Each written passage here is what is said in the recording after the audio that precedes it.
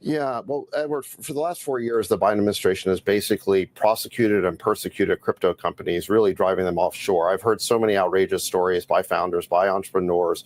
The Biden administration would not tell them what the rules of the road were, and they would then get prosecuted. And what the industry wants more than anything else is regulatory clarity. They're saying, just tell us what the rules are, we will abide by them.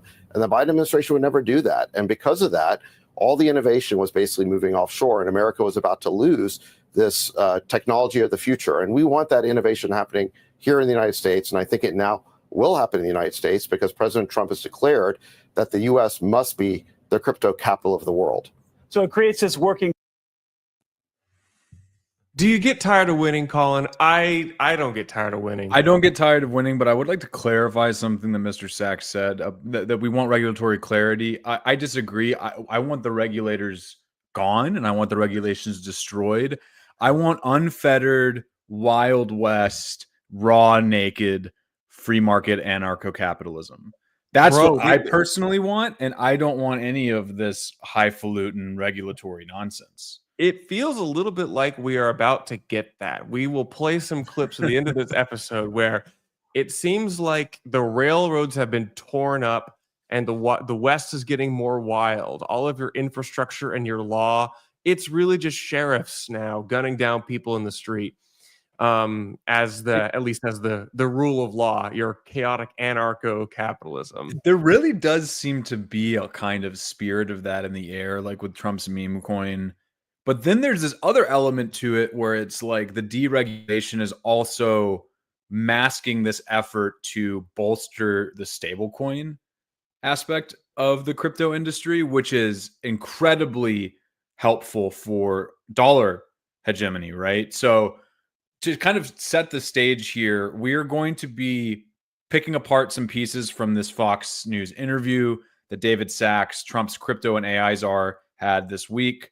Or SAR, excuse me. I actually think this was a week or so ago. And then we're going to dive into some of the news that came out this week, like with the idea of Trump signing an executive order for a sovereign wealth fund, and also some of Sachs' comments on what he would like to see with regards to regulations on stablecoins. Does that set the stage well, Charlie? That does set the stage. But but just speaking of stages, there will be a stage at Tyson's, Virginia at the now Strategy HQ. We have Op Next coming at you this April. Let's play the ad reel. Hey, this is Will with Blockspace Media. And I don't know if you heard, but we just announced the second edition of our conference series, Op Next, now to be held at the MicroStrategy HQ in Tysons, Virginia.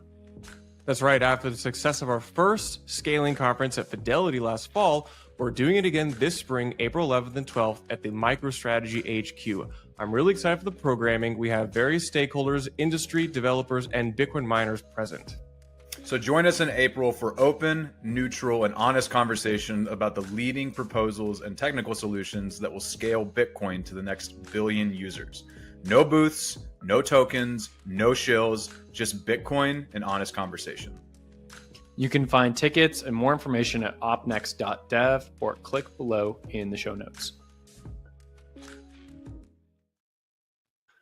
That's right. Op Next, April, Tysons, Virginia at the Strategy Building. Actually, you want to kick off with the innocuous news about MicroStrategy?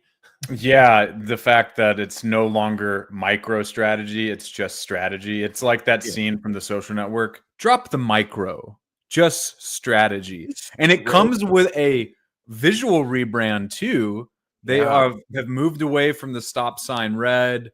They have put in the burnt orange, and also the Bitcoin currency logo, the B, is appended to the end of strategy now. Yeah, and as you know, according to the press release, orange signifies energy, intelligence, and Bitcoin.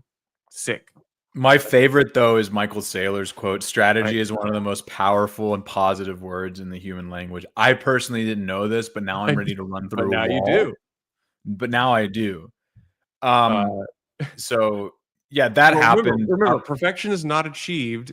Perfection is achieved not when there's something more to add, but when there's nothing left to take away. I just want to say here, file this under aesthetic marketing and things that you do to Shake it up.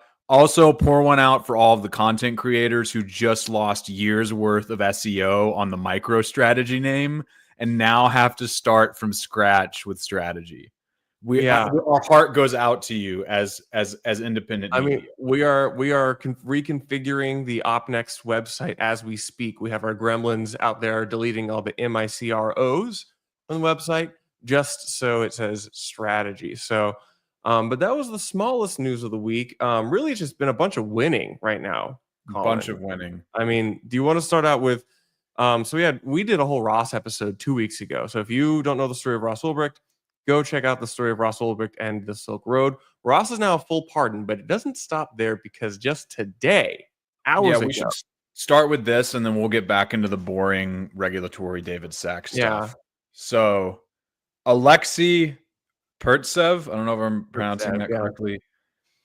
Tornado Cash co-founder is released from prison. Now, for those of you who don't know about this case, Alexei, and I believe someone else from Tornado Cash was also, or was he the only one who ended up actually getting there were jailed? 2 of them, and then one of them was like on parole or something or whatever. So he was the only one who actually was imprisoned. But basically, the developers of Tornado Cash, which was an Ethereum smart contract for payment or fund blockchain obfuscation. It was kind of like a coin join protocol for Ethereum. It was a mixer, as they call it, so that people could anonymize their funds.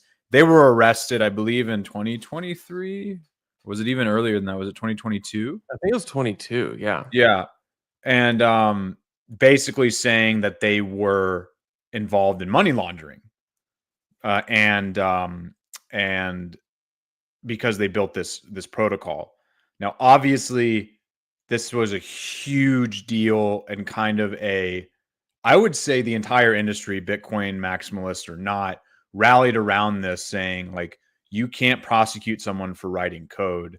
As Charlie said, similarities between the Silk Road stuff with Ross, I think, in terms of, but with this, it was even more insidious because it was basically implicating developers and saying that you are money transmitters because of the code that you write. We don't want to get too deep into the ethics of how anarcho-capitalist free market we are, but like this would be more in line with like what the cypherpunks of the 90s, what the free speech like code punks of the 90s would like put a line in the sand on, which is you're writing code and you're putting out open source software and not operating an exchange. You're not operating anything. This is like software which is running autonomously outside of you, which lands you in prison. So you saw again another similar story, the Samurai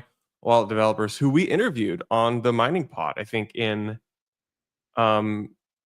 December of 23, who are now imprisoned, I think, in France. And again, that's a delicate story, but again, it's another like rallying cry for privacy and free speech people. Again, not all of these situations are made the same.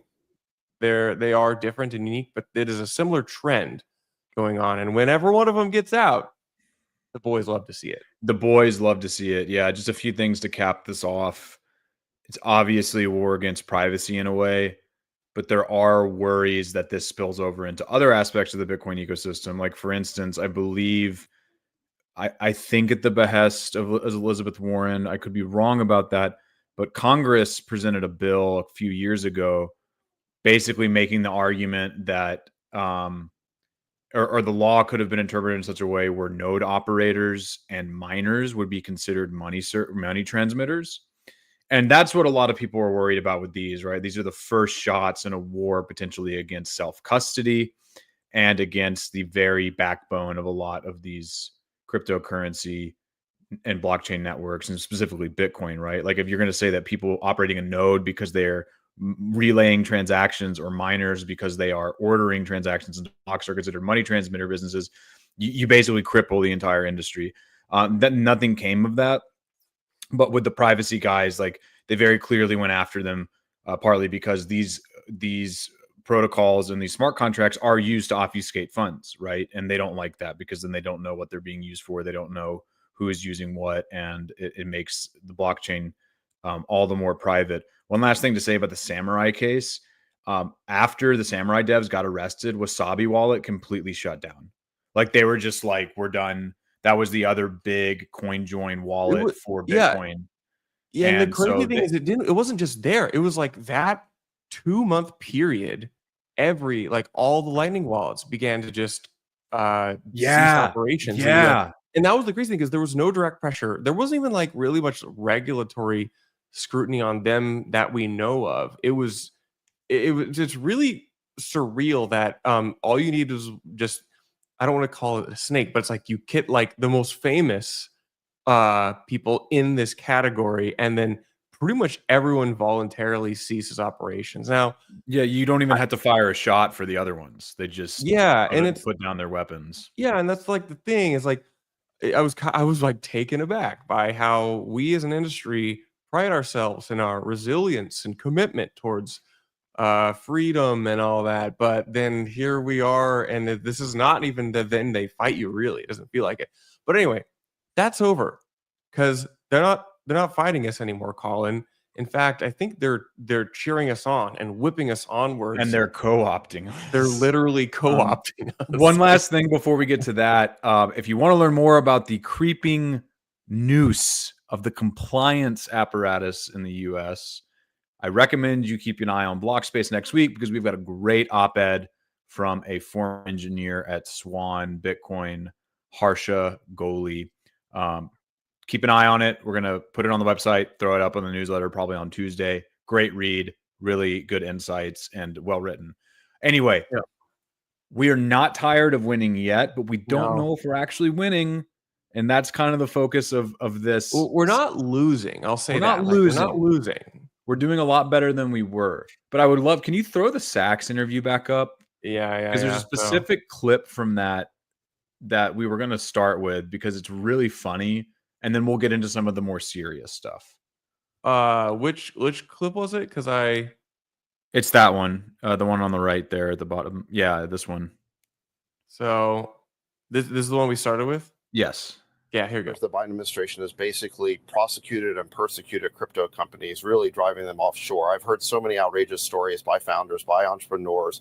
The Biden administration would not tell them what the rules of the road were, and they would then get prosecuted. And what the industry wants more than anything else is regulatory clarity. They're saying, just tell us what the rules are. We clarity. will. I want the regulators the Biden administration never do that. I'm and because of that, I all want the innovation Mad was Max basically moving offshore, and America was about to lose this technology of the future. And we want that innovation happening here in the United States. And I think it now will happen in the United States, because President Trump has declared that the U.S. must be the crypto capital of the world.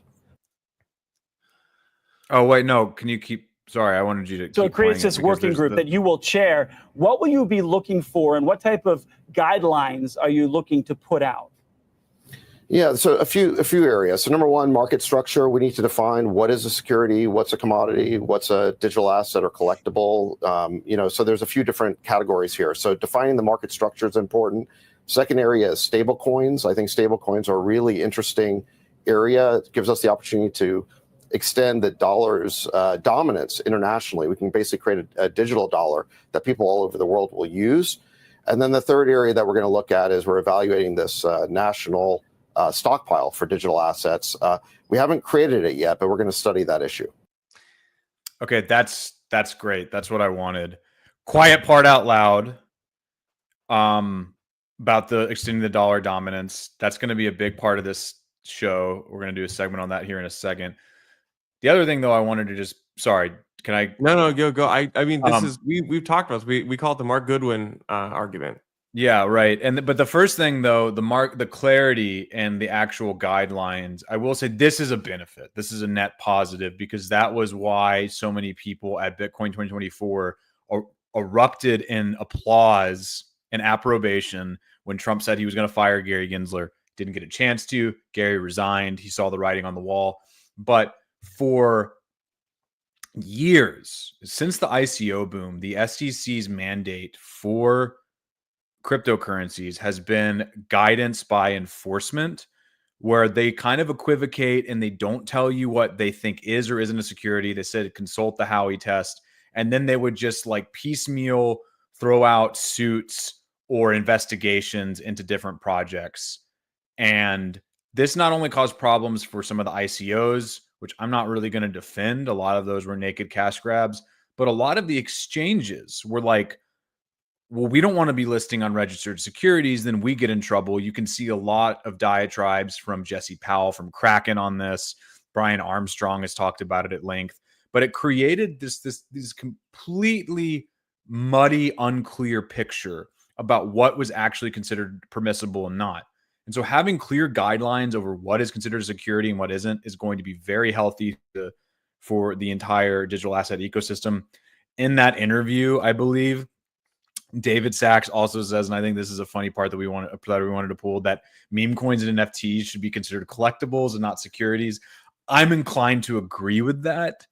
But it's really funny. This is hilarious because it's not just collectibles. Like I actually pulled up the IRS tax code here because what he's specifically referring to, I did not prepare this, but I've got it right here actually.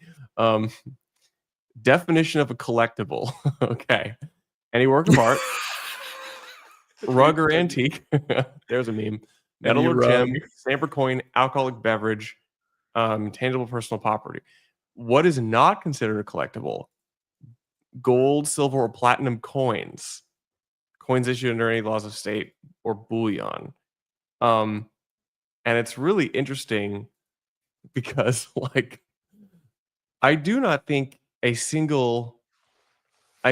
we have a single person who goes, I'm gonna buy Haktua meme coin as a collectible.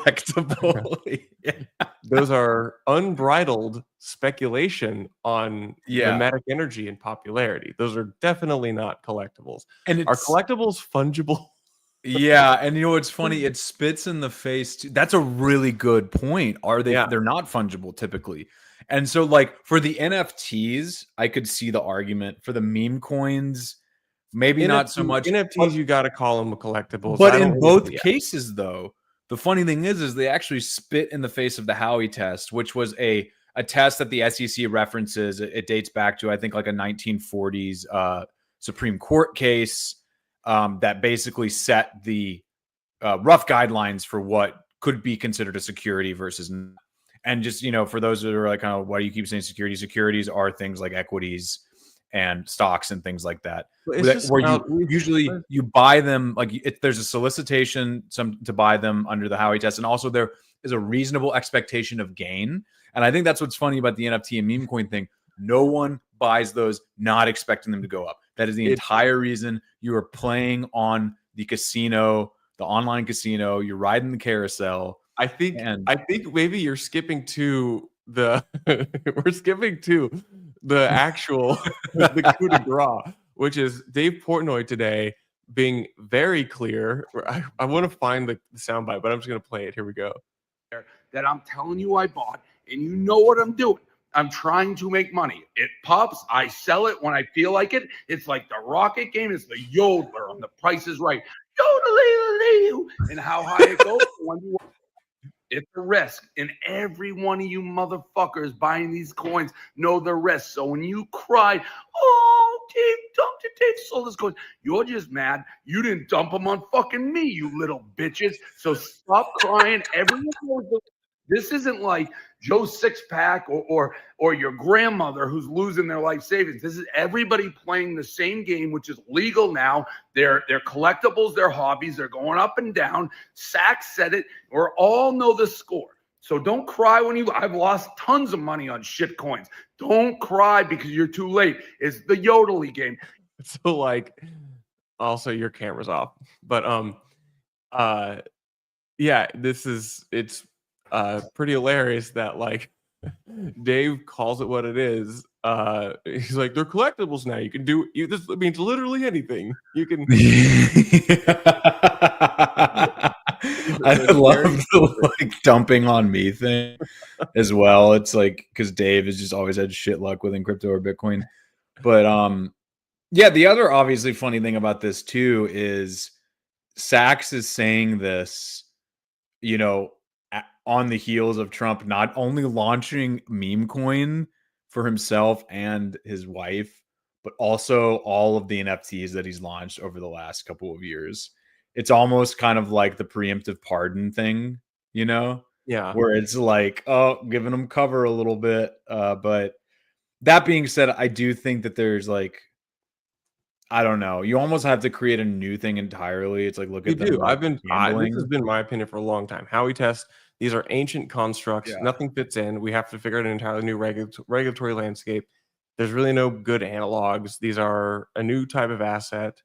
They may be fleeting, they may be frivolous, but it's a new type of asset and it's a lot of money. And we have to figure out something that is not a security nor a collectible. Where does it go? Yeah, and I don't think we're gonna have any good answers. That being said, I do think that there's maybe like people are launching these anyway, but I don't think we need any more signals for new meme coins. What was like I saw a figure the other day where it was like 1 million of these are getting launched like within a certain time frame. Yeah, it's And thousands a day or maybe 1 million a day. It's crazy. yeah, it's crazy. But Yeah. moving over to like more buttoned up things. Yeah. I think we should focus for the rest of the show on the sovereign wealth fund executive order, and then the quiet part out loud that stable coins are good for dollar dominance. Yeah. So I'm going to share my screen here. I'm taking this from the Coin Stories newsletter written by my friend Sam Callahan. And, the Coin Stories is by Nat Brunel, a podcast and also media company. Anyway, Sam writes a really good weekly roundup of like a lot of the more like kind of buttoned up financial news that goes on with Bitcoin. And for this one, he spent a lot of time talking about President Trump's order to create a sovereign wealth fund. Now, I think this is interesting. I didn't know the US didn't have a sovereign wealth fund. I guess that makes sense if you have the strongest currency in the world. You don't necessarily need one. But sovereign wealth funds are pretty common, as Sam points out here, and Nat Brunel, I think she co-wrote this with him. Norway's got one that's worth more than 1.5 trillion. Famous Abu one, the Dhabi. wealth of the Black Sea in Yeah, the nation's coffers. Yeah, exactly. And then Abu Dhabi alone, not just the UAE, but like the precinct of Abu Dhabi in the UAE has a $1 trillion sovereign wealth fund. Man, I'm recognizing a trend here on how these giant wealth funds get created. Is it oil? Black Oil? gold, Sovereign potentially. Yeah. But typically these things are funds that have like super long investment horizons, and they invest in things like gold, oil, equities, real estate, hard assets. And obviously with the Trump one, there's been speculation amongst Bitcoiners that Bitcoin is going to be put into this. Some people have started to say that potentially the Bitcoin strategic reserve will actually be maybe subsumed by the sovereign wealth fund, and that's how we can hold Bitcoin. And the reason why they're saying that, or Nat and Sam argue here that there's maybe a good chance that Bitcoin will be put into this, is because Howard Lutnick of Cantor Fitzgerald, who is the newly appointed Commerce Secretary, and the Treasury Secretary Scott Bessent are pretty favorable towards Bitcoin, and they'll be spearheading this effort. So there's speculation there that if we do end up getting a sovereign wealth fund, which we probably will, Bitcoin will be a portion of this. Thoughts, Charlie? Does that seem outlandish? Do we just have our heads up our asses and we like sniffing our own farts? Like, I'm spitballing here because my mind, as I've been really clear, I don't sit here and think about like how we get to the nation state game theory. I'm just like, well, it's going to happen. But as the world becomes more multipolar and as the US dollar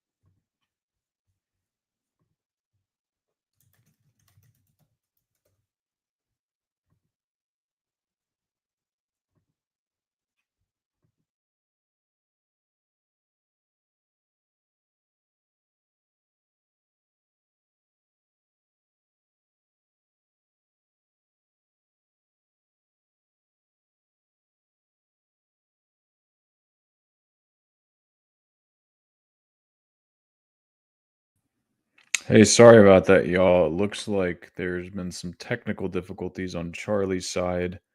I just dropped just to make sure it wasn't me. Oh, and I just got something from Charlie that his wife turned the internet off. So I will be filibustering here for a second. Just going to go back to some comments here about this sovereign wealth fund. The crypto czar David Sachs was asked on CNBC whether or not the strategic Bitcoin reserve would be implemented through the sovereign wealth fund. Kind of per what I was talking about earlier, there is speculation that that is what will end up being the strategic Bitcoin reserve. Obviously, that's been a huge talking point. Trump made that promise during his talk at Bitcoin 2024. And the only ways for that to really happen are either through an executive order not to sell Bitcoin that are already held by the government, which is a roughly like 200,000, a lot of which were seized from the Silk Road. The other ways that that could happen would be through Congress, an act of Congress. We've seen Cynthia Lummis, senator from Wyoming, introduce a bill called the Bitcoin Act, which would basically establish a strategic Bitcoin reserve and mandate that the United States government purchase up to $1 million worth of Bitcoin. That is probably not going to happen. Very, very unlikely that that happens. But that would be the most concrete way to do it, because any executive order signed obviously can be I'm back. He's back. I was filibustering. Okay. So, Sorry, where were we? Cut me in hot. I was basically just asking you, like, this idea of the strategic reserve being implemented through the sovereign wealth fund, like, pie in the sky, in your opinion, legitimate? Again, are we like just sniffing our own farts over here? Yeah, I as think I was Bitcoiners? going down some rabbit hole about like the world becoming more multipolar, and if the U.S. is going to have this like dominant dollar reserve anymore, it would make sense that maybe we start to mimic other wealthy countries around the world in having a reserve which is made up of assets which go beyond simply just dollar dominance. This might be a naive view, but also I'll eat any slop shoveled to me that makes Bitcoin go up in my mind. So Well, and this is an argument that some people have actually made as to why the US will not end up buying Bitcoin or establishing a reserve, is because it signals weakness, and it signals that the US is bearish on its own currency, right? I don't know how much I buy that, because we own more gold than any other country as well. yeah, and at the same time, we just heard that the U.S. is going to really push stablecoins, focus on extending the dollar dominance through So stablecoins, which is like the literal opposite of all of. It's the inverse of what I think. I'm Almost glad Yeah. that you mentioned that, because you were talking about they're preparing for a multipolar world. And in fact, David Sachs at least is signaling, and I would assume Trump would not want this either, or agrees with Sachs. They're signaling the exact opposite, actually, with some of this, with some of their talking points on stable coins. So we're gonna go. You're not going to talk about Czech Republic eliminating capital gains tax in Bitcoin. Amazing. I would love to have that. Great for the people of the Czech Republic, but I don't live in Czechia, so sorry. But this talking point to what you were saying about a multipolar world trying to shore up dollar dominance, crypto czar David Sachs, quote, stable coins could lower long-term rates, end quote. Earlier this week, David Sachs made some waves with his first press conference on digital assets. Many expected a big Bitcoin reserve announcement. Psych! But Sachs only said that he is still studying the feasibility of one, of course. The jury's going to be out on that for a long time. Before Charlie jumped in, we were talking about the paths to that. The one thing that we didn't talk about was the exchange stabilization fund that was established during the foreign, I think it's called the foreign exchange or foreign currency stabilization fund. That was established during the New Deal. Maybe they can make an argument for allocating some of that towards Bitcoin. But anyway, he's still looking at the feasibility. But what he's pretty sure about is that he said that the administration is focused on providing more regulatory clarity for stablecoins, and pointed to Tennessee Senator Bill Hagerty's Genius Act, which lays out framework for payment rails for stablecoins. It's really interesting. I actually haven't looked into that. I should have before this, but maybe we can touch on that in a future episode. One last highlight for this before we kind of go back and forth on digesting all this, Charlie, I think is just wild. Obviously, this sparked some debate on Twitter, as Sam says here. It's no secret that stablecoins are a huge source of treasury bills today. A lot of Tether's collateral for their USDT is actually not dollars, it's bills and treasuries, right?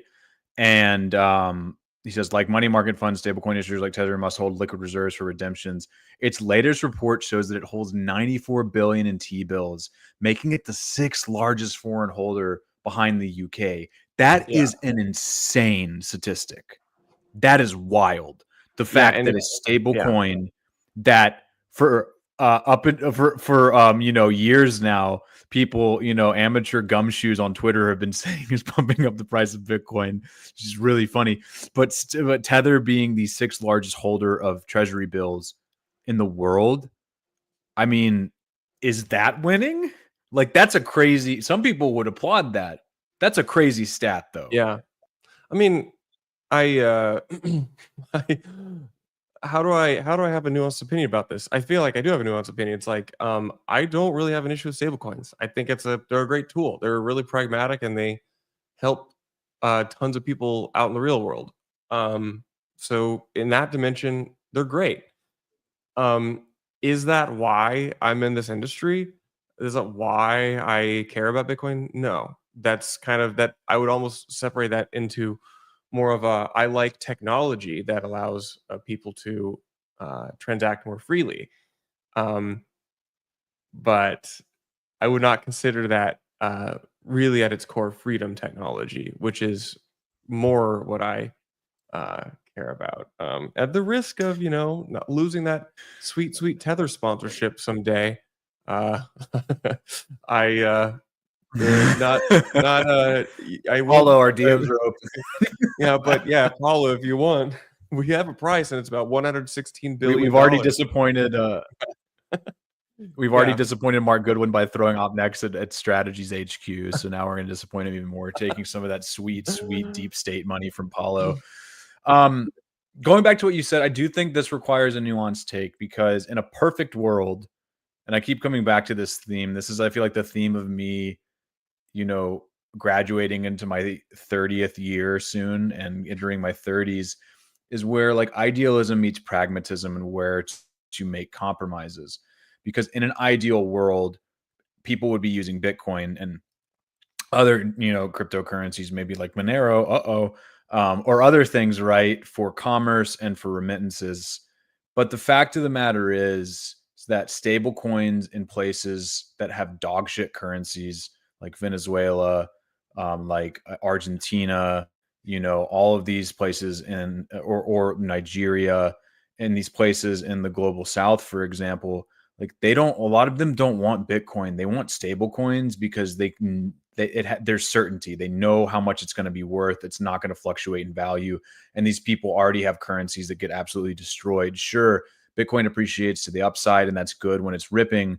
But like, imagine holding your wealth in a country where you're used to your currency hyperinflating by like 100% or more each year, and you hold your wealth in Bitcoin, and then 2022 happens and it draws down 70%. Like, people can't stomach that. And I think of our former colleague at Luxor, Alessandro, who went to go join Eldorado as a chief marketing officer. He talking with him about this has always been super enlightening for me, because he really shines some light on just who's using these stable coins and why they're using them. And the majority of these people are just trying to make ends meet.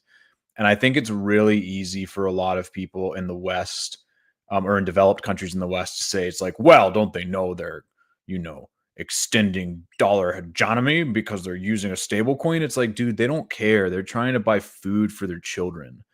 Like, they're trying to make sure that their wages do not erode the second that they receive them. And this is why I like to distinguish, like, I feel that is like a liberating technology, but it is at its core not a freedom technology, which I think of Bitcoin. So maybe I would adjust that exact language, but you kind of know what I mean here, which is like it's like, you have Windows machines installed everywhere, and also you can't change the kernel because Microsoft wants to give all your data to the NSA. But also you can do some, the computer is a powerful tool which lifts people out of poverty. So like these are, the world's not black and white, unfortunately, Yeah, listener. It unfortunately is not. not this binary thing. And sometimes we have nuanced hot takes. Okay, moving on from this column. This is Wait, sorry. There's okay. one last thing I want to say One last about thing. this, just to clarify something, because Sam does a good job talking about this in the piece. So Sachs says that stablecoins could be good for lowering long-term rates. That would require demand for long-term treasury bonds, like the 10-year. And Tether specifically holds treasury bills, which are short-term bonds. And the reason that they do that is because they want to make sure that they can meet liquidity requirements immediately, right? As Sam says here, I mean, think about it. Why would stablecoin issuers want to hold more illiquid 10 or 20-year bonds when they can just hold short duration T-bills? The only way this could happen is if the government mandated them to do so through some piece of legislation. So the claim that stablecoins can actually influence long-term rates is dubious because they want shorter term. They want T-bills. They want shorter term bonds for their liquidity for something like this. But that's all I wanted to say. At the very least, very interesting, and there's signal there that the crypto czar and this administration is looking at stable coins as a way to extend dollar dominance, because that's functionally what they do. Yeah. So there's a bunch of different ways we could go with this, but we kind of want to keep, I think we probably want to keep the writers' room tight this Friday. You listener, if you've made it to the end, you are witnessing a big transition for Bitcoin Season 2. Because the next time you hear us, you can catch us on CoinDesk. Yes, the news platform CoinDesk will be syndicating on there as of next week. You'll also see you may see some new sponsorship names and maybe a little tighter produced segment and content. So, without further ado, Colin, do you think we hit up for the last news item of the day? Yeah, I think so. This is a big one. This is probably the big one. Glad we saved it for last. But anyway, LeBron